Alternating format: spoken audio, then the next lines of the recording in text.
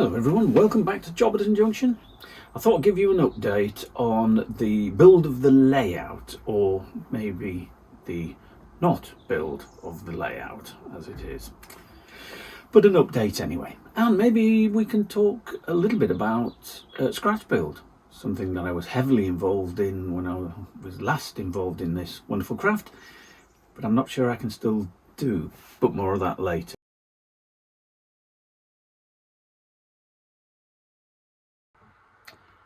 Well, as I'm sure you can see for yourselves, not a lot has happened. Not a lot has changed since last I showed you this view. That's mostly due to the ever-increasing DIY list, but we will do it at the speed we can. Now, I've had an idea. I dismantled a wardrobe a couple of weeks back, and I thought I could recycle the materials from it. The long sides could be used as tops in a sort of budget DIY approach to scratch building my model railway. The long sides could become the top, and I just need some material then for bracing and legs, and that possibly then will get me going. So we will see. Well, as I'm sure the more eagle-eyed of you out there will have noticed, not a lot has changed. But there are plans now. I have got an idea and I'm going to go with it. So let's talk scratch build. So, scratch build. Now there's something interesting. When I last was involved in this glorious craft, these were the kind of books that you followed.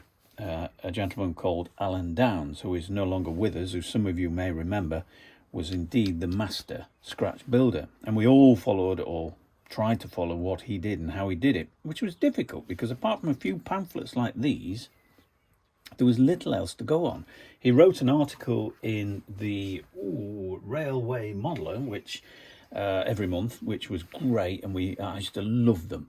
They were full of humour and snippets of information that we tried to drag out to find out how and what, where and when.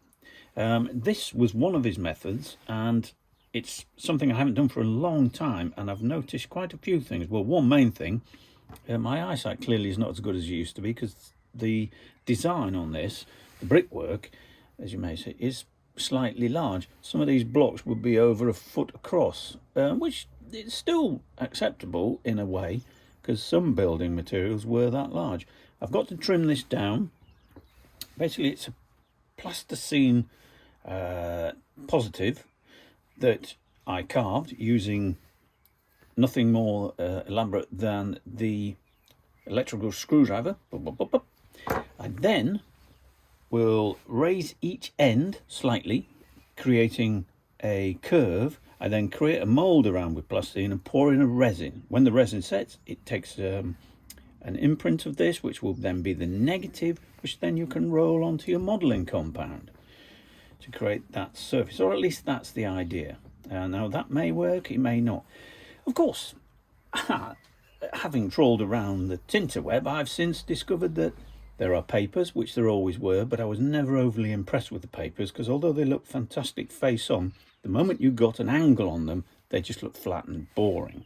Dead. Sorry, not boring, but dead. No life, no relief in them.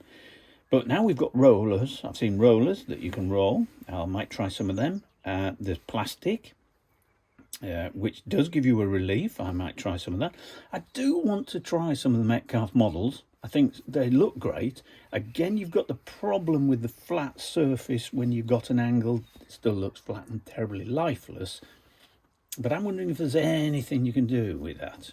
I've ordered a model. It's going to come. It was the schoolhouse, which caught my attention, mostly because it had an outhouse, which reminded me of when I was a young nipper going to school in a very similar building.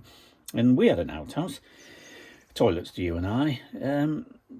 We didn't have a roof on ours, which is kind of interesting. Anyway, I'm going to build that and see what happens. I'm going to order some papers. I'm going to rollers when I can afford to get them, just to try everything out.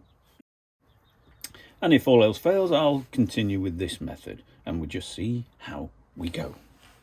Well, that's it for now. So just a quick update, keep you abreast of what's going on and what I'm thinking. how far I'm not getting in a hurry, but you know, everything takes time. So until next time, take care.